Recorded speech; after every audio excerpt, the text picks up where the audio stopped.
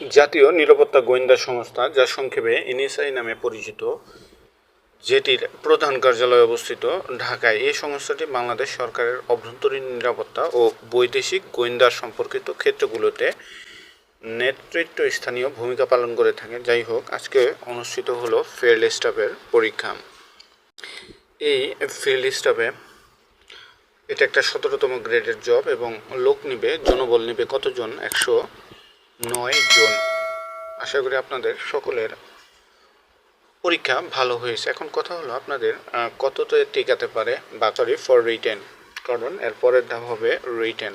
আচ্ছা, এখানে অনেক পরীক্ষা ছিল এট এ টাইম, আজকে অনেকগুলো পরীক্ষা ছিল এট এ টাইম। সেই ক্ষেত্রে কাটমার্ক অবভিয়াসলি কম হওয়ার পসিবিলিটি বেশি। সেক্ষেত্রে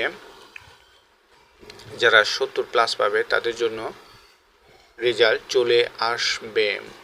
70+ পাইলে তারা সেফ জোনে থাকবে। এখন এত কাটমার্ক কেন?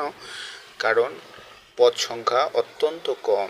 এই 109 জন রিটেনে সর্বোচ্চ কতজন টিকাবে? সর্বোচ্চ রিটেনের জন্য টিকাতে পারে প্রায় 1000-এর মতো ক্যান্ডিডেট, 600 থেকে 700 জন রিটেনের। সেক্ষেত্রে কাটমার্ক 70+ পেলে তারা সেফ জোনে থাকবে, এটা বলাই বাহুল্য।